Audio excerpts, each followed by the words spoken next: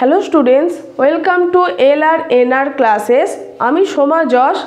আজকে আমি তোমাদের ক্লাস 6-এর বাংলা বই থেকে যে 9 নম্বর চ্যাপ্টারটা রয়েছে সেই 9 নম্বর চ্যাপ্টারটা নিয়ে আলোচনা করব। তো এই 9 নম্বর চ্যাপ্টারটার নাম হচ্ছে মরশুমের দিনে। মরশুম অর্থাৎ আমাদের এক একটা কাল, সেই কালগুলো যেমন শীত, গ্রীষ্ম, বর্ষা, এই সমস্ত কিছু নিয়ে আমরা একটা মরশুম অর্থাৎ একটা বছর পরিপূর্ণ করি। সেই সব নিয়ে আজকে এই যে গল্পটা, সেই গল্পটা রচনা হয়েছে। তো এই মরশুমের দিনে গল্পটা লিখেছেন লেখক সুভাষ মুখোপাধ্যায়। তো এই গল্পটা শুরু করার আগে আমরা লেখক সুভাষ মুখোপাধ্যায়ের সম্বন্ধে দু চার কথা জেনে নেব। লেখক সুভাষ মুখোপাধ্যায় জন্মগ্রহণ করেছেন 1919 সালে এবং তিনি মারা যান 2003 সালে। এই সুভাষ মুখোপাধ্যায় ছিলেন বাংলা কবিতার এক উল্লেখযোগ্য নামকরা কবি। তিনি 1940 সালে তার প্রথম কাব্যগ্রন্থ প্রকাশ করেন, যার নাম কি? প্রথম কাব্যগ্রন্থের নাম হচ্ছে পদাতিক। অর্থাৎ সুভাষ মুখোপাধ্যায়ের প্রথম কাব্যগ্রন্থের নাম কি? পদাতিক, যেটা 1940 সালে প্রথম প্রকাশিত হয় এবং এটাই তার প্রথম কাব্যগ্রন্থ। এটা কিন্তু তোমরা খুব ভালো করে মনে রাখবে।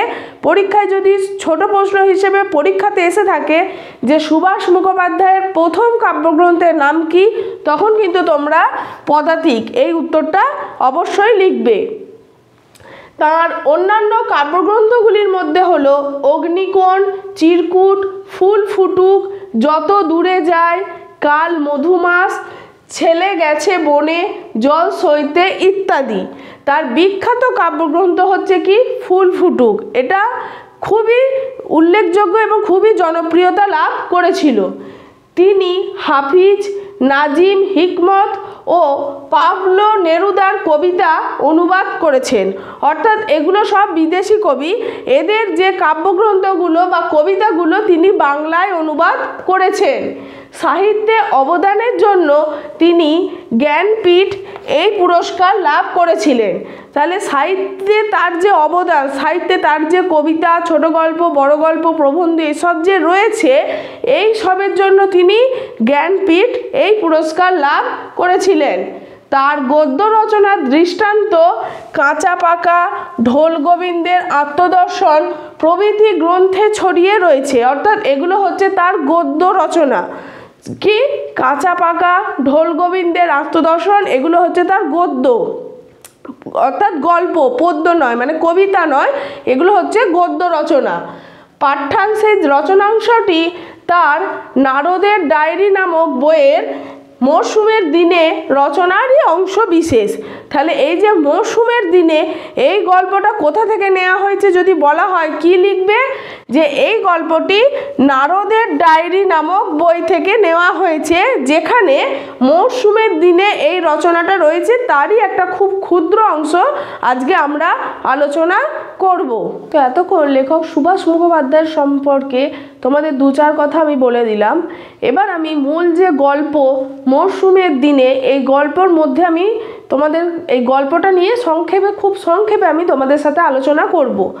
তো লেখক এই গল্পটা শুরু করার সময় প্রথমেই দেখবে বইয়েতে আমরা দেখতে পাবো কি লিখেছে, একটা ছোট মফস্বলের কথা বলেছেন, যেখানে কি ডিপোর মধ্যে বাস দাঁড়িয়ে এবং সেখানে মানুষজন সেই বাসের মধ্যে বিভিন্ন কাজের সূত্রে তারা সেই মফস্বল থেকে শহরের দিকে যাচ্ছে।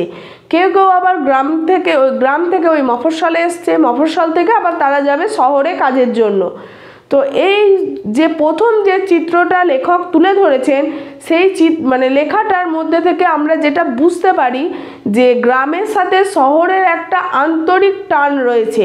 সেটা কারুর কাজের সূত্রে হোক, কারুর মামলা মোকদ্দমা সূত্রে হোক, কারুর বা রোগী হয়তো সে শহরে বড় হাসপাতালে ভর্তি আছে, তাকে দেখতে যাওয়ার সূত্রেই হোক, বিভিন্ন কাজের জন্য মানুষ কী করছে, গ্রাম থেকে বা মফস্বল থেকে বড় শহরের দিকে যাত্রা করছে। অর্থাৎ গ্রামের সাথে শহরের একটা যেন টান, আত্মার টান রয়ে গেছে। তো এইভাবে শুরু করার পর লেখক গল্পটার মধ্যে একে একে একটা যে ঋতু, সেই ঋতুর চিত্র তুলে ধরেছেন। প্রথমে গরম অর্থাৎ গ্রীষ্মকাল, সেই গ্রীষ্মকালের মধ্যে মাঠের যে রুক্ষ শুষ্ক আবহাওয়া, মানুষের গরম তাপের দাবদাহ ইত্যাদি কথা তিনি উল্লেখ করেছেন। ঠিক তারপরেই আসছে বর্ষাকাল। বর্ষাকালে মাঠের চিত্র একদম পরিপূর্ণভাবে পাল্টে যায়। এই বাসে যেতে যেতে লেখক এই কথাটাই বলতে চাইছেন যে গরমকালে যখন এই বাসে করে আমরা যাচ্ছি, শহরের দিকেই হোক কি গ্রামের দিকেই হোক, যখন আমরা যাই তখন মাঠের যে রুক্ষ শুষ্ক চেহারা দেখতে পাই, বর্ষাকালে কিন্তু সেটা হয় তার পরিপূর্ণ আলাদা, সম্পূর্ণভাবে আলাদা। সেই সময় কি হয়, মাঠে জলে ভর্তি থাকে, চারিদিক গাছপালা সবুজ হয়ে ওঠে এবং কি করে চাষিরা সেই জলের মধ্যে বীজ বপন করে এবং ধান তৈরি করার জন্য বা ধান গাছ তৈরি করার জন্য বীজ বপন করে সেগুলো রোয়া পর্যন্ত সমস্ত কাজই তারা এই বর্ষাকালের মধ্যে করতে থাকে। এবং তিনি এটাও বলেছেন যে প্রথম দিকে অর্থাৎ সেই সময়ে আগেকার দিনে অগ্রহায়ণ মাস থেকে কিন্তু বছর শুরু হতো।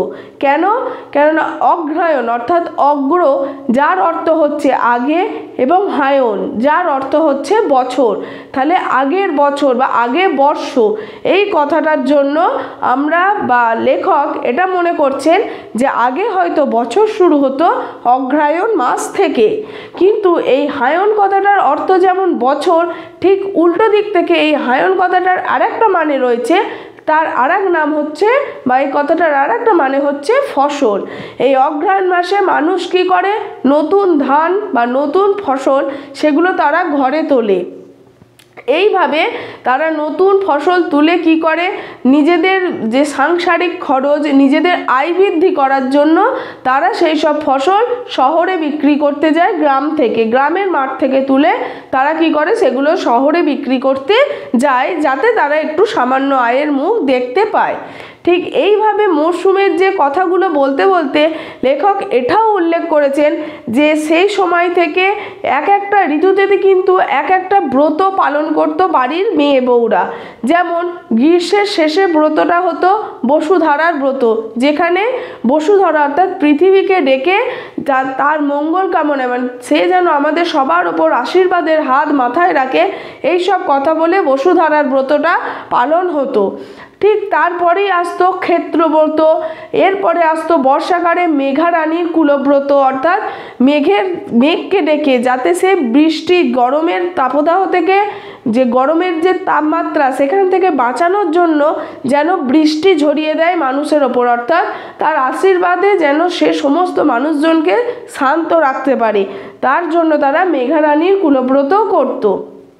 এই সব ব্রত করতে করতে তারা শেষে গ্রীষ্মের শেষে বা বর্ষার শেষে একদম এসে ভাদুলি ব্রত করত, যার মারফত কি বর্ষাকালটা চলে যাওয়ার পর যে ফসল হতো ব্যবসা বাণিজ্য করার জন্য তৎকালের দিনে মানুষজন কি করত, কারুর বাবা, কারুর স্বামী, কারুর ছেলে, তারা কি 7 সমুদ্র 13 নদী পার করে বাণিজ্য করতে যেত।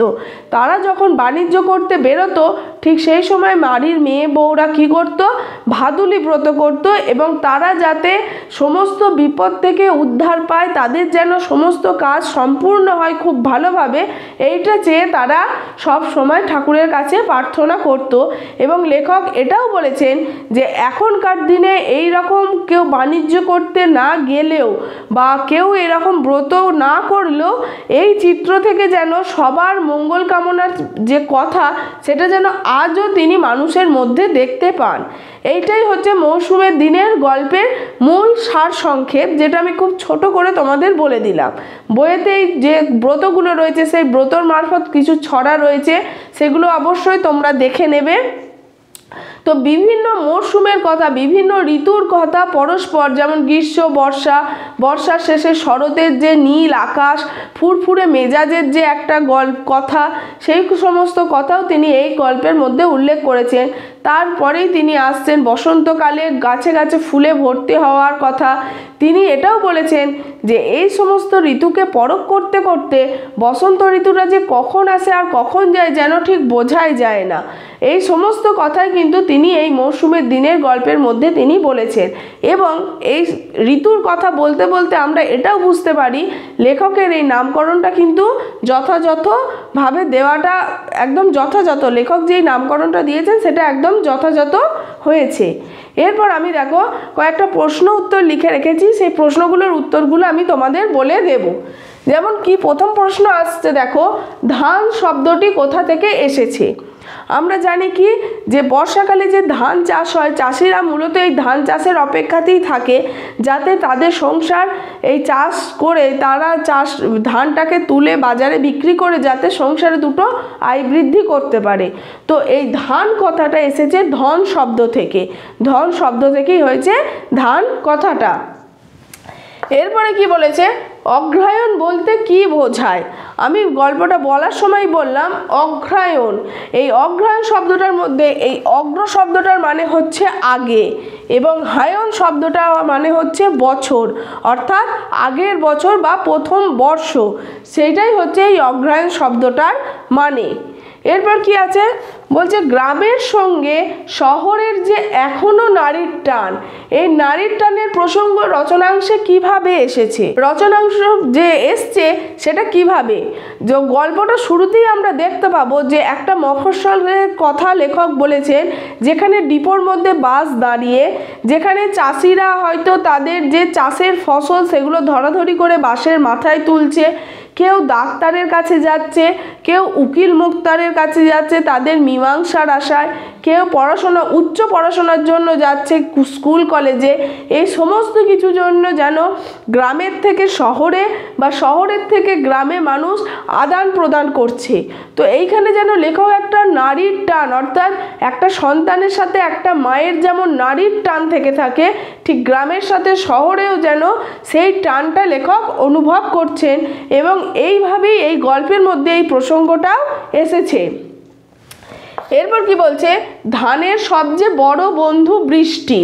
বৃষ্টির সময়ে ধান ক্ষেতের ছবিটা কেমন থাকে, কেমন থাকে।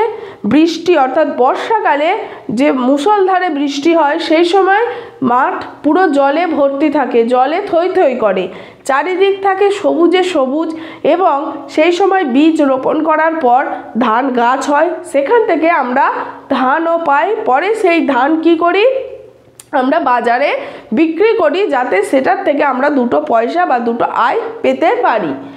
এটা বলেছে অন্য যে সময়ে ধান চাষ হয়ে থাকে। আর কোন সময় হয়, অঘ্রাণ মাসেও কিন্তু ধান চাষ হয়ে থাকে। এরপর কি বলছে, আগে বছর আরম্ভ হতো অগ্রহায়ণে, এর সম্ভাব্য কারণ কি। আমি প্রথম থেকেই বলে আসছি যে অগ্রহায়ণ অর্থাৎ অগ্র মানে আগে, আর হায়ন শব্দের অর্থ হচ্ছে বছর। তো আগের বছর এই অগ্রহায়ণ মাসে মূলত চাষিরা তাদের ফসল তুলে আনে ঘরের মধ্যে, নতুন ফসলে তারা আয়ের মুখ দেখে এবং এই আগের হায়ন শব্দের অর্থ বছর বা বর্ষ, আগের বর্ষ কথাটার মধ্যে আসছে বলে মানে অগ্রহায়ণ শব্দটার মধ্যে আগের বর্ষ এর যে মানেটা আসছে, এটার থেকেই লেখক মনে করছে যে এটার থেকেই হয়তো বছর শুরু হতো আগে অগ্রহায়ণ মাস থেকেই, এটাই তার সম্ভাব্য কারণ। কেননা যেহেতু অগ্র মানে আগে এবং হায়ন মানে বছর বা বর্ষ, তাই আগের বছর এই কথাটা আসছে বলেই লেখকের মনে হয়েছে যে অগ্রহায়ণ মাস থেকে আগের বছর বা প্রথম বছর শুরু হওয়ার কথা। তো এগুলো খুব ছোট ছোট প্রশ্ন উত্তর আকারে আমি তোমাদের সামনে তুলে ধরলাম। তোমাদের যদি কিছু প্রশ্ন উত্তর থেকে থাকে বা কিছু প্রশ্ন মনে সংকোচ কিছু যদি থেকে থাকে, তোমরা অবশ্যই সেগুলো আমাকে কমেন্ট বক্সে জানিও, আমি অবশ্যই তোমাদের উত্তর দেওয়ার চেষ্টা করব। তো এই মরশুমের দিনে এই গল্প থেকে যে কোনো রকম এমসিকিউ নোটস, বড় নোটস পেতে হলে বা আদার্স যে কোনো চ্যাপ্টার থেকে এমসিকিউ নোটস, বড় নোটস পেতে হলে তোমরা গুগল প্লে স্টোর থেকে LRNR এই অ্যাপটা ডাউনলোড করবে এবং ব্যবহার করবে।